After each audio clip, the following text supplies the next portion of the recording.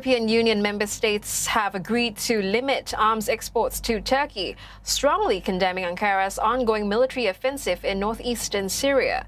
EU member states, though, stopped short of imposing a bloc-wide arms embargo.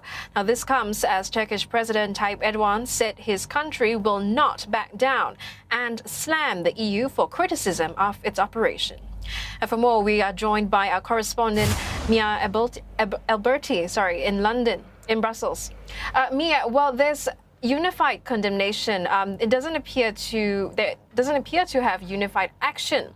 And with France and Germany already halting weapons exports, why isn't the whole EU following suit? And what other action do you think the EU will take next?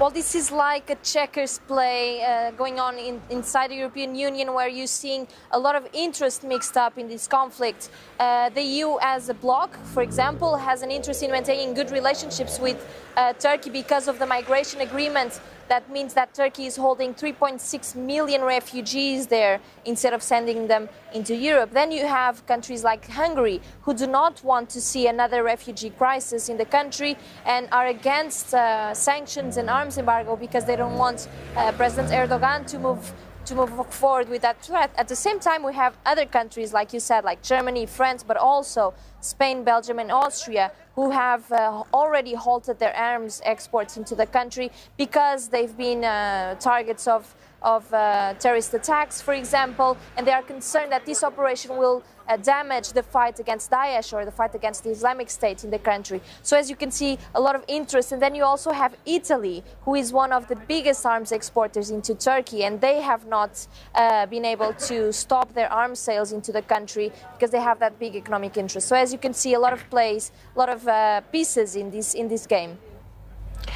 NATO's Secretary General Jens Stoltenberg has also had to defend his stance on member state Turkey's operation.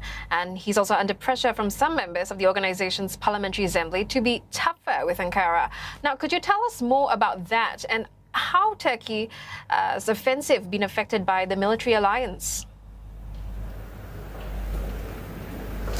Well, NATO is going through the same exact problem. It has a bloc of countries that are part of it, and these countries do not agree on what's going on. So you have the EU countries, for example, are Germany and France. They have a big weight on NATO. They are big contributors to NATO, and they do not want this operation going on. But then you also have Turkey. Turkey is still an ally of NATO, but they did not consult on their NATO partners if they could move on with this operation. So you'll have a lot of anger from that side as well. So NATO is basically on the middle of this conflict as well.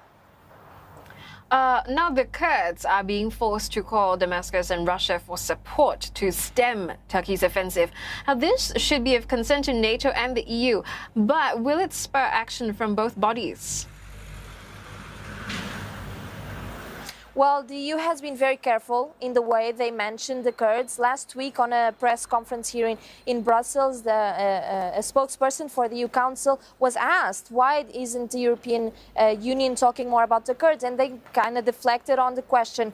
But what we know is that today on the Foreign Affairs Council in Luxembourg, the EU foreign ministers have asked for a meeting with the US on the so-called international cooperation against Daesh, against the Islamic State. So they are set to discuss further actions or what to do in the future, and this will happen by the end of this week. And this kind of signals that the EU and NATO want to check with the US what they are planning on doing, what they want to do, and only then move forward. So we won't probably be seeing any unilateral action from the EU or NATO without the support of the US. It's almost like if you envision these two organizations on a scale in the middle of this conflict, and they're waiting for the US to put their money on one side of the scale and see what direction they go into and follow them into whatever action they decide to take against Turkey.